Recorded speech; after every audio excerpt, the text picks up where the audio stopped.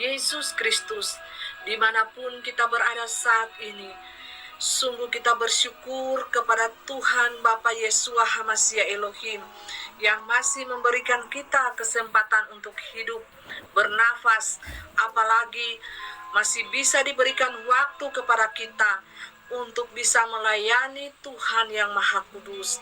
Itu adalah suatu syukur bagi kita masing-masing, suatu ungkapan yang terindah dari hati kita. Kita bersyukur di level yang tertinggi karena kita masih ada sampai saat ini. Itu semua berkat cinta, kemurahan, kasih Tuhan di dalam hidup kita.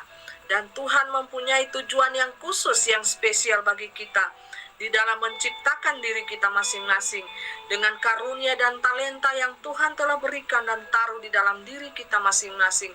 Untuk itu kita pergunakan semuanya untuk hormat kemuliaan nama Tuhan. Terpuji-pujilah nama Tuhan Bapa Yeshua HaMashiach Elohim. Pada saat ini saya ingin merenungkan firman-Nya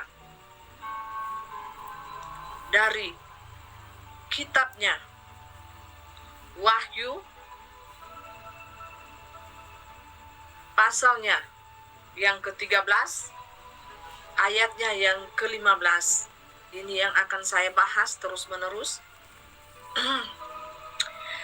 Firman Tuhan, dan kepadanya diberikan kuasa untuk memberikan nyawa kepada patung binatang itu, sehingga patung binatang itu berbicara juga dan bertindak begitu rupa, sehingga semua orang yang tidak menyembah patung binatang itu dibunuh. Dan ia menyebabkan sehingga kepada semua orang kecil, besar, kaya, miskin, merdeka atau hamba diberi tanda pada tangan kanannya atau pada dahinya, dan tidak seorang pun yang dapat membeli atau menjual selain daripada mereka yang memakai tanda itu, yaitu nama binatang itu atau hitungan bilangan namanya. Yang penting di sini ialah hikmat. Barang siapa yang bijaksana, baiklah ia menghitung bilangan binatang itu, karena bilangan itu ialah bilangan seorang manusia, dan bilangannya ialah 666. Amin. Terpujilah nama Tuhan. Sambung dengan Wahyu pasalnya yang ke-14 ayatnya yang ke-16 sampai 19. Dan ia yang duduk di atas awan itu mengayunkan sabitnya ke atas bumi, dan bumi pun dituailah. Dan seorang malaikat lain keluar dari bait suci yang di surga. Juga padanya ada sebilah sabit tajam. Dan seorang malaikat lain datang dari mesbah. Ia berkuasa atas api dan berseru dengan suara nyaring kepada malaikat yang memegang sabit tajam itu, katanya, ayunkanlah sabitmu yang tajam itu, dan potonglah buah-buah pohon anggur di bumi, karena buahnya sudah masak. Lalu malaikat itu mengayunkan sabitnya ke atas bumi, dan memotong buah pohon anggur di bumi, dan melemparkannya ke dalam kilangan besar, yaitu murka Allah. Dan buah-buah anggur itu dikilang di luar kota, dan dari kilangan itu mengalir darah tingginya sampai ke kekang kuda, dan jauhnya 200 mil. Terpuji-pujilah nama Bapa Yeshua HaMashiach Elohim. Terpuji-pujilah kita, anak-anak yang diberkati oleh Tuhan Yeshua HaMashiach Elohim. Pada saat ini saya berbicara tentang apa yang sedang terjadi di tengah-tengah dunia ini.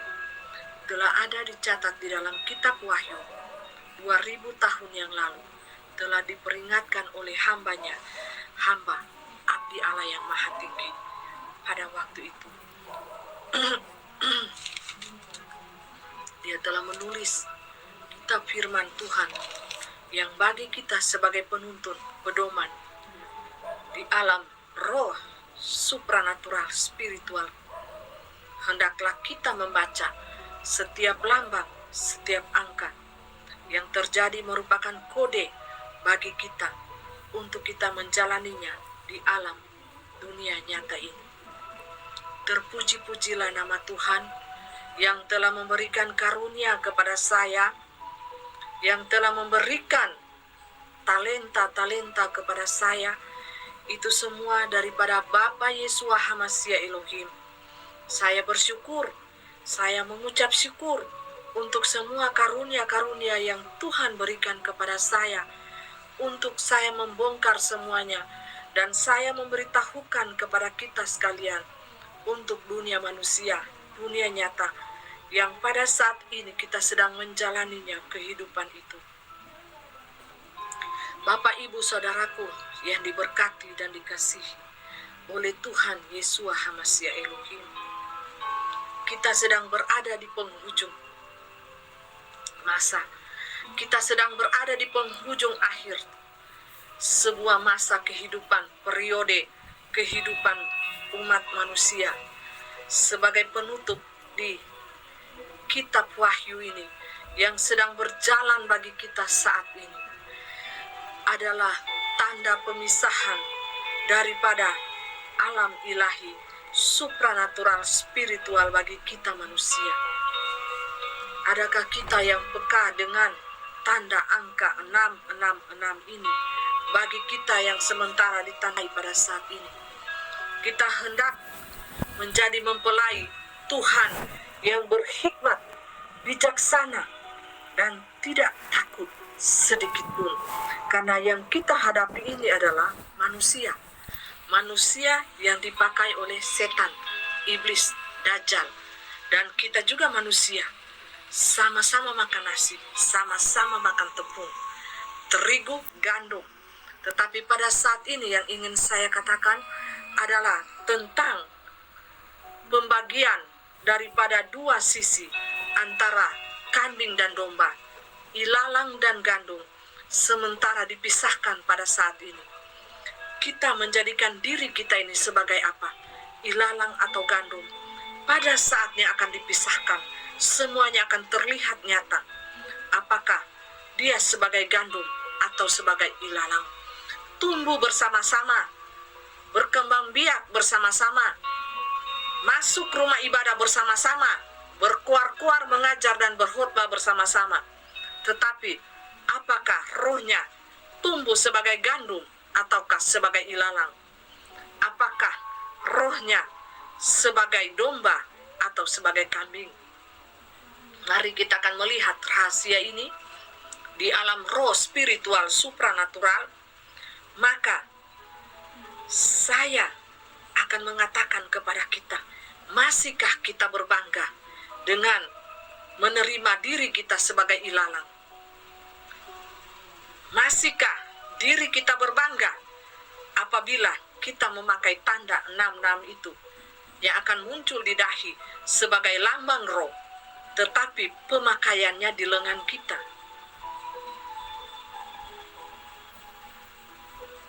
Mari kita menjadi mempelai Tuhan yang pintar, berhikmat, dan bijaksana pada waktu detik-detik terakhir ini. Kita hendaklah semakin kuat di dalam Tuhan, semakin kokoh di dalam Tuhan. Berdirilah teguh di dalam Tuhan.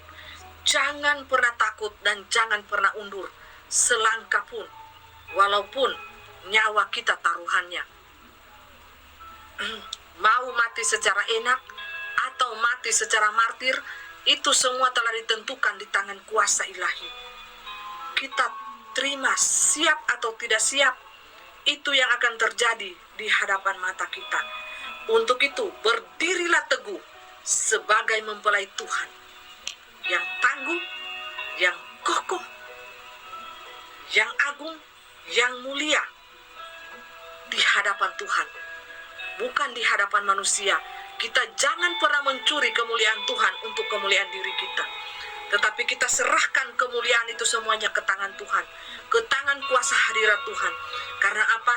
Hanya Dialah yang akan dikenal di seluruh dunia, dari penjuru-penjuru desa, penjuru-penjuru kota. Jangan pernah kita mengambil mencuri kemuliaan Tuhan itu untuk diri kita sendiri. Tetapi saya sebagai hamba Tuhan yang berdiri di tengah-tengah dunia yang gelap ini. Mari kita lihat pribadi yang agung, yang mulia, yang kudus itu, yang telah menjadi juru selamat 2000 tahun yang lalu, yang telah datang di tengah-tengah dunia ini untuk menebus dosa kita seluruh umat manusia tanpa memandang ras dan agama. Pandanglah dia yang ada di atas kayu salib itu, yang telah mengorbankan dirinya 2000 tahun yang lalu untuk suatu karya penebusan ilahi bagi dunia yang gelap ini, supaya manusia itu tidak binasa sia-sia di tangan iblis, dajjal, dan menuju kepada kekekalan api neraka itu. Tetapi marilah kita memandang dia yang ilahi, Allah yang telah turun ke tengah-tengah dunia ini, yang menjelma menjadi manusia, rupa manusia. Dialah Bapa Yeshua HaMashiach Elohim, rohnya Bapa surgawi, yang telah turun berinkarnasi menjadi manusia biasa, yang memakai tubuh manusia agar supaya apa? Manusia bisa mengenal jalan yang lurus itu, jalan keilahian, jalan kekekalan, agar supaya manusia tidak lagi datang kepada batu, menyembah pohon-pohon, menyembah dewa-dewi yang sia-sia. Semua adalah roh-roh dunia. Itulah karya penebusan yang Allah telah berikan kepada dunia ini, yang sangat mahal daripada dunia ilahi itu. Telah datang mengambil rupa manusia, dan dia telah datang untuk menyelamatkan isi dunia ini bagi kita manusia yang percaya kepadanya, tidak binasa dan tidak berakhir di dalam api yang kekal itu. Kita tidak mendapatkan penyiksaan kubur, tetapi kita pas meninggal, pas mati, kita bersorak-sorai karena ada 2 malaikat yang akan menjemput kita di tangan kiri dan di tangan kanan, dan membawa kita kepada keilahian abadi, surganya yang kekal. Kita mau pilih, terserah diri kita sendirilah yang akan menentukan jalan keilahian kita, jalan kekekalan kita. Kita mau pilih mana? Jalan keilahian berakhir di surganya yang maha kudus, atau kita pilih kesenangan dunia berakhir di api kekekalan neraka yang penuh dengan kenajisan dan hawa nafsu di sana, keserakahan. Ya, segala penyembahan berhala ada di sana, lengkap dan komplit. Apapun yang kita inginkan secara hawa nafsu dan dunia daging ada di sana, dan kita akan berakhir dalam penyiksaan siang dan malam bersama dengan iblis-iblis dan pasukannya, akan disiksa siang dan malam di kekekalan api nerakanya. Halo brother and sister, terima kasih sudah menonton video ini. Tuhan Yesus memberkati. Sampai jumpa lagi pada video-video berikutnya. Shalom.